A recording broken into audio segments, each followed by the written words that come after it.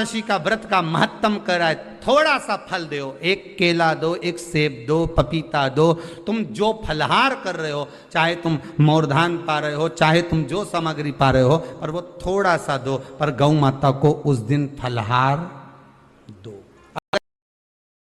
एकादशी का दूसरा नियम बहुत ध्यान से सुनिएगा।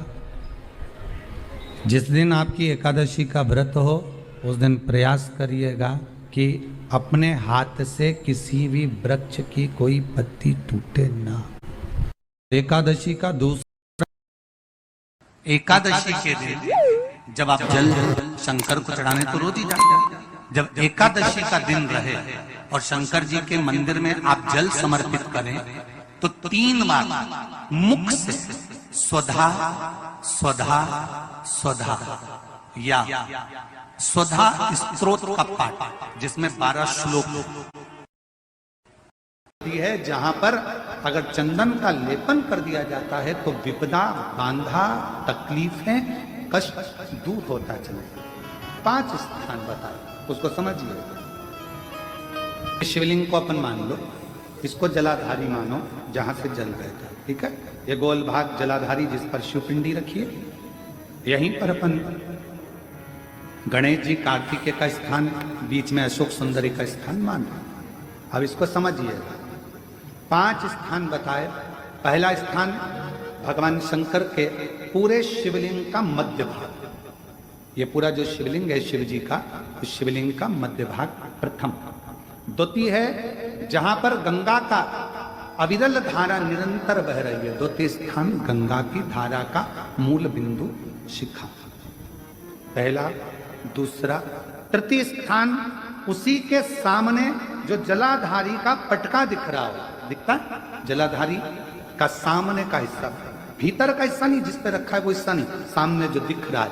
1, 2 और तृतीय स्थान मां अंबा जगदम्बा के कंठ भाग पर चंदन का लेप। महाराज 3 स्थान ये बताए।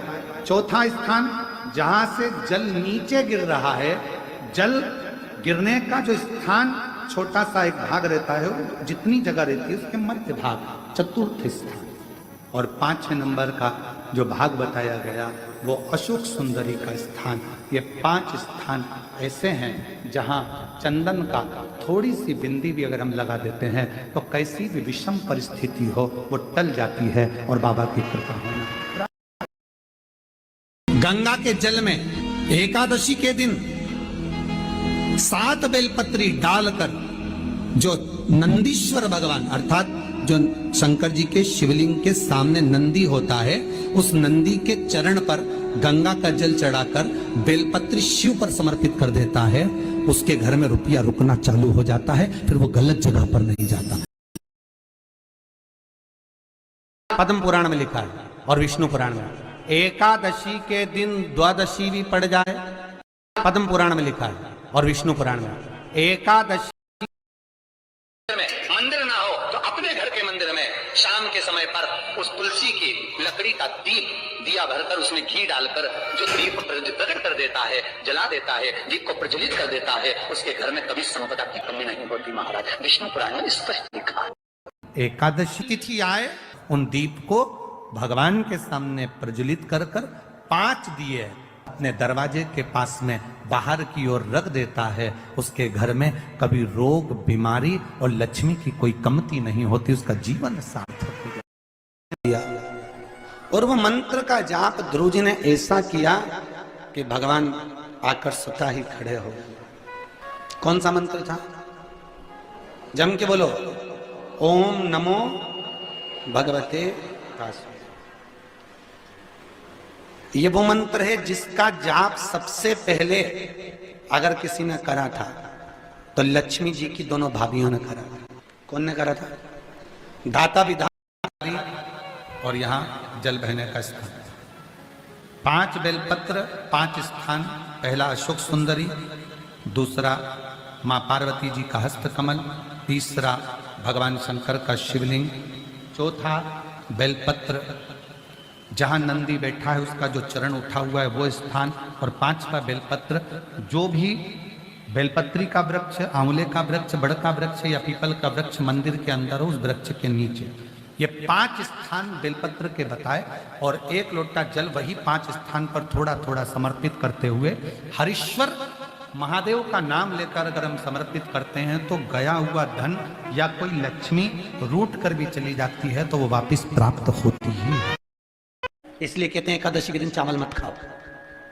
कहते कि नहीं कहते? और क्या कहते हैं? द्वादशी के दिन चावल खाना जरूरी है। एकादशी का पालना करना है तो द्वादशी को चावल का 1 गिलास खाओ, तब द्वादशी को चावल खाओगे तो एकादशी लगेगी।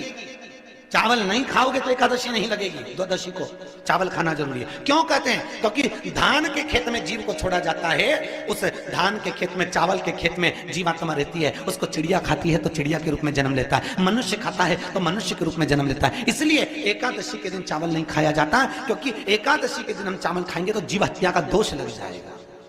फिर कब खाना है? द्वादशी के दिन। द्वादशी के दिन क्यों खाया जाता है? क्योंकि हम एकादशी के व्रत करे रहते हैं और पहला घासा जब चावल का खाते हैं तो अपनी करी हुई एकादशी का पुण्य, जितने जीव हमारे मुंह में जाते हैं उनको उसका पुण्य मिल जाता है और उनका फिर जन्म नहीं होता, वो तर जाते हैं, उनको एकादशी का भाग मिल जाता है। इसलिए कहते हैं एकादशी को चावल मत खाओ, पर द्वादशी को। कोई कार्य अटक रहा है, तकलीफ आ रही है, दुख है, लक्ष्मी नहीं आ रही, परेशान हो तो एकादशी है।